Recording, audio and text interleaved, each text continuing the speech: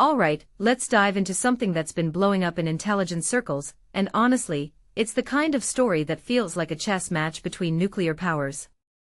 Here's the bombshell. US agencies are now seriously warning that Putin might start pulling stunts that directly target NATO countries. Not just rhetoric. Not just cyberattacks. We're talking about actions designed to make NATO squirm, test its unity, and, here's the kicker, see if Trump's America would actually go to war for an ally. Let that sink in for a second. Now, before you roll your eyes thinking, oh great, another Russia panic, let me break down why this matters.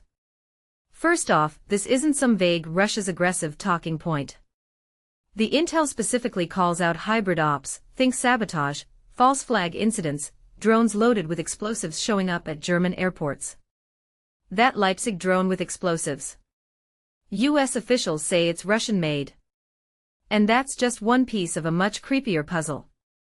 Romania's dealing with Russian drones breaching airspace, Poland got a stray missile last month, and undersea cables mysteriously cutting out in the Baltic. These aren't random accidents. They're a pattern. A test.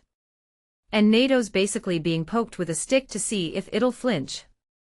But here's the twist I find absolutely fascinating. Why now? Why would Putin up the ante when Russia's getting its teeth kicked in Ukraine? Let's connect the dots. The CIA's saying Russian conscripts are dying within 20 to 30 minutes on the front lines. 30,000 troops lost a month. That's not a military, it's a meat grinder. So maybe Putin's realizing he can't win conventionally, so he's shifting to asymmetric chaos. Hybrid warfare's the perfect way to bleed NATO economically and politically while avoiding all-out war. It's the classic salami-slicing tactic, nibble at the edges until the alliance cracks. And honestly, NATO's been begging for this conversation since 2014.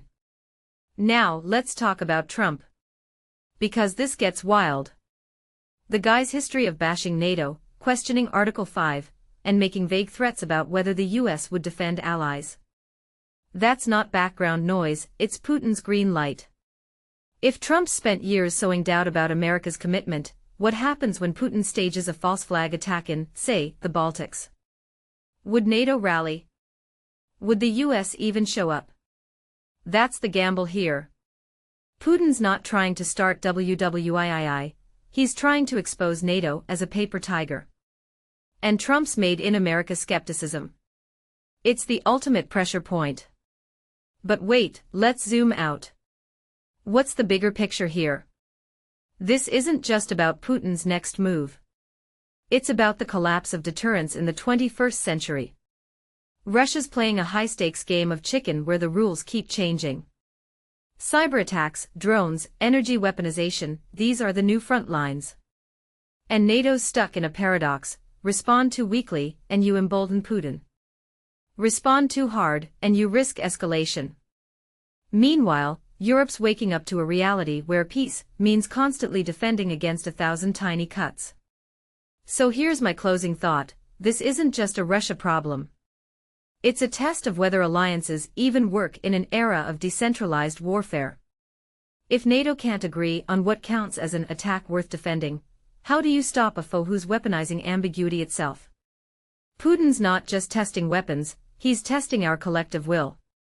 And the scariest part? We might not know if we pass the test until it's too late.